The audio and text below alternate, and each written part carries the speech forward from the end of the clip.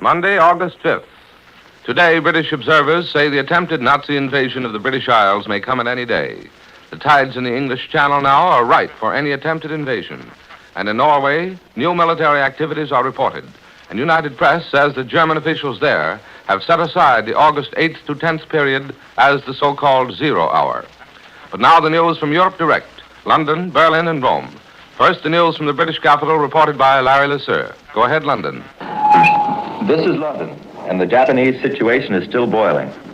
It was announced here that 4 more Japanese businessmen have been arrested by British authorities at Singapore and Rangoon.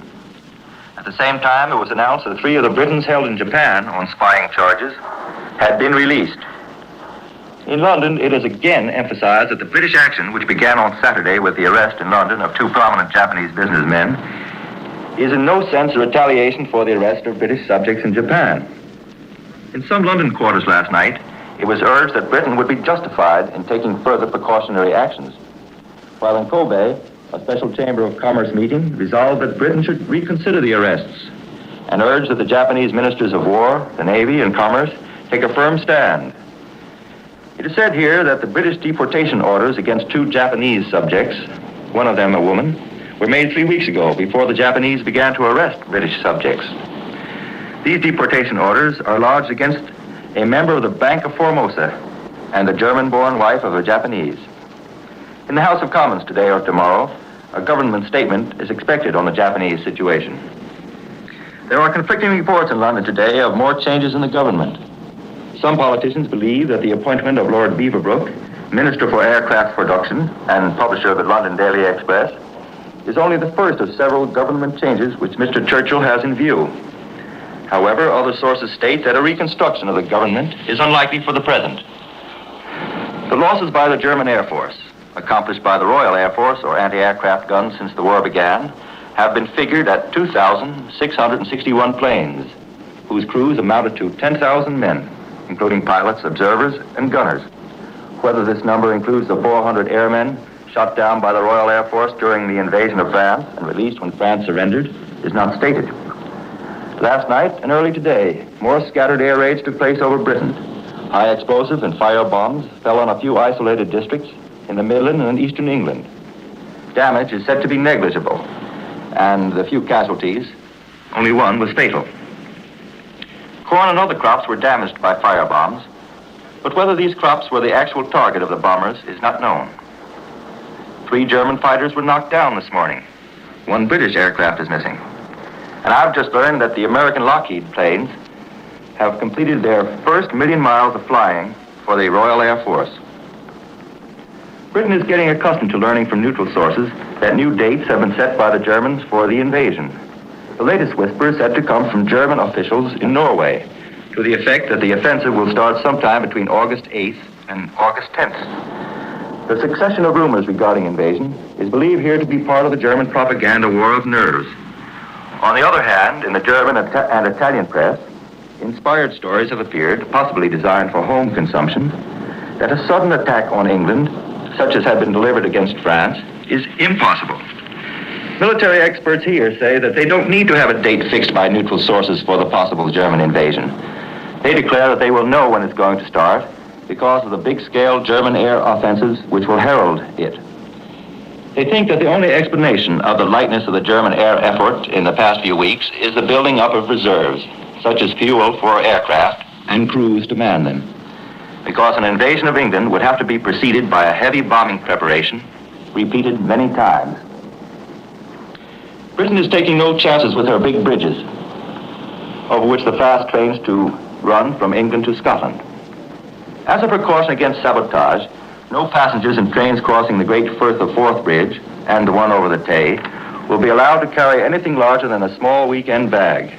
The rest of their luggage must be placed in the baggage car, where it can be examined by the guards. Last night's speech by General Pershing urging that the United States send Britain 50 of her obsolete destroyers was naturally well received over here. But only a few of the London newspapers devoted any space at all to Colonel Lindbergh's peace rally in Chicago. We return you now to CBS in New York. That was Larry Lesseur reporting from London. In Vichy, France, it is reported without confirmation today that the exiled Belgian government of Premier Perlot which came to France after King Leopold's surrender, has proposed a joint resignation to Leopold. At the same time, a political amnesty is sought to permit some members to return to Belgium. Now the news reported from the German capital by William L. Shirer. Is Berlin. The BZ am Mittag tells us this noon that the entire world press regards this week as a crucial one, meaning, I take it, that the long-awaited attack on Britain may begin before the week is up. Well, it may be. And we all know by this time that Germany is pretty good at concealing its 0 hours for the big takeoffs. But I must say there is no evidence around Berlin that this is to be the crucial week. Before the Scandinavian campaign, before the big offensive in the West, there was tension in the air in Berlin. You don't feel that tension here just at the moment. An awful lot of people seem to be vacationing this week. Some people here think that the German Air Force has to do a great deal more work on Britain before there is any question of an attempt at invasion by a great land army. That is to say, British harbor works, oil stores, landing fields, anti-aircraft positions must first be well liquidated before an attack by the tanks and troops is feasible. Obviously, that as yet has not been accomplished in Britain. No one here pretends that it has. This strategy was outlined to us yesterday in an article in the Völkische Beobachter, the official party organ, signed by Arminius, which is Latin for Herman, a very well-known first name in these parts. The author developed the idea that the first job of an Air Force is to gain complete superiority in the air by destroying the other fellow's airfields, hangars, planes, oil stores, and anti-aircraft nests. That over, the second phase begins when the Air Force can devote most of its energies to supporting the land army. This strategy was followed in Poland and in the West. Presumably, it's a strategy to be used in Britain. The only question is this: why hasn't the German Luftwaffe attacked Britain on a bigger scale, since we know it's superior in numbers? The German press itself tells us that what Britain has experienced so far has only been a taste of what will come later when the war really gets serious. It's announced this morning in Berlin that Herr Hitler has named Herr Otto Abetz, until now a plenipotentiary of the German Foreign Office attached to the office of the military commander in France, as a full-fledged ambassador. Herr Abetz, it will be remembered, was expelled from Paris last summer, the French government accusing him of fifth column activities. He actually brought suit against the government and certain Paris editors for defamation, but the suit never came to trial. When I went to Paris recently on the heels of the German army, Herr Abetz was back in the French capital where he was in charge of the German embassy. What the nature of his new job is to be is not stated here. Herr Abetz had a wide circle of friends in Paris, both in political and literary circles. The Schwarzwald front pages of Washington Dispatch today to the effect that Senator Lundin is trying to start a third party which will fight the so-called interventionist policies of the two major American parties. The Dispatch is published without comment, but its position on the first page is interesting. Washington dispatches and the German newspapers also pay considerable attention to the opposition in the United States to conscription. It's a subject which interests a nation which has built up the world's best army by conscription. I notice the Berlin press this morning also makes a lot of a New York Dispatch, which tells us that in England, the German pamphlets containing Hitler's Reichstag speech are so sought after by the people that they're selling for 10 shillings now. The German Dispatch takes that as a sign of the real interest among the English to know the true situation. The British people, it says, have not been informed of this. French coal miners are working again. Apparently they were not destroyed, the coal mines, by the French as they were in 1914. A photograph in one of the morning papers shows French miners unloading coal at a pit. Watching over them is a steel-helmeted German soldier. This is William L. Shirer in Berlin, returning now to Colby in New York.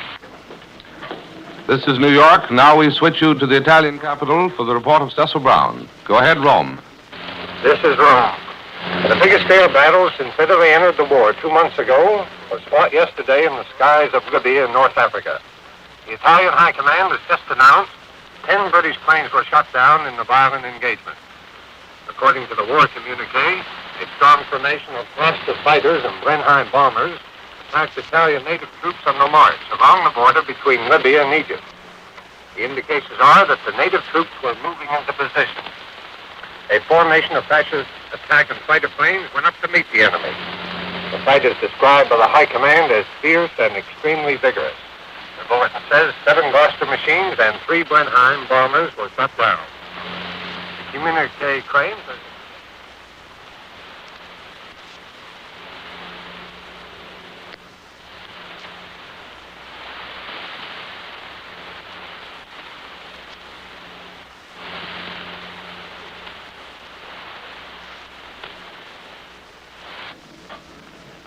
Ladies and gentlemen, we regret that due to transmission difficulties, there has been an interruption in the program coming to you from Rome, the reports of the latest news by Cecil Brown.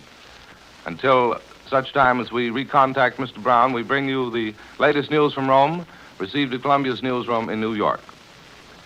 The High Command communique asserted today that 10 British bomber and fighter planes were shot down by Italian aircraft while attempting to bomb Italian troops marching along the Libya-Egypt frontier. The conservative newspaper Corriere della Sera of Milan said today that Italy's main objective in the war is control of the Suez Canal, Great Britain's lifeline to her African colonies. Other newspapers recently emphasized Italy's important role in the German-Italian invasion of the British Isles and that she would give Spain important help in conquering Britain's Mediterranean fortress at Gibraltar. The Milan newspaper indicated that Italy's activities in North Africa are only beginning and that they had been curtailed because of the summer heat. The newspaper asserted that Italy was aiming her strongest blows at the British-controlled Suez Canal sector, adding that once cracked in the canal zone, the British power on the African continent will rapidly become weak, bringing about collapse in all other sectors. For the first time, Italy's claims in Palestine were disclosed by the newspaper Regime Fascista of Cremona. In Jerusalem next year, the newspaper headlined, adding that Rome will undertake liberation of the Holy Land. The newspaper said, "For Catholic Italians, the problem of the Holy Land is open and deeply felt. The war against Great Britain has served to reopen this question. The profane and ruthless exploitation of the Holy Land must cease. The Catholicism of the Italian people gives them a moral right. And this also is the historic right of the House of Savoy, which carries the title King of Jerusalem. It is not the first time that from the ardent faith of the Duce, Premier Benito Mussolini, that through the triumph of Italian arms, that hope has been raised for the promised liberation of the land of Jesus from the grip of Anglo-Jewish control." The newspaper Popolo di Roma commented on the arrest of Japanese subjects in Great Britain, saying that the British government is taking revenge against Japan by ordering the arrest of eminent Japanese subjects. Undoubtedly, the British government has only one object, that of having all the world against England. Did not her priceless Minister of Information, Alfred Duff Cooper, say that England never fought so well as when alone? We are sure that England will attain blissful solitude, but we are not equally sure that England will like it so much. Diplomatic sources believe that the arrest of Japanese subjects in Britain would serve to bring closer the ties of the Rome-Berlin-Tokyo axis. The New York correspondent for the Rome newspaper, Messaggero, reported today that the formation of a political party of true Americans in the United States by Colonel Charles A. Lindbergh. Commenting on the party, Guido praised Lindbergh's stand and lauded his initiative, saying it represented the logical and sane reaction of the best part of United States public opinion against the Democratic and Republican Party platforms. He added that it was a definite proof of the tendency in the United States toward isolationism. The formation of a new party organized by Lindbergh proves 3 points. Firstly, that a large part of the people of the United States are dissatisfied with the Democratic and Republican Party platforms. Secondly, that in view of the formation of a new Europe resulting directly from the present conflict, the United States will be forced to re-examine their position, and this cannot be done by the men presently in power, nor by those who desire to go. This is the Columbia Broadcasting System.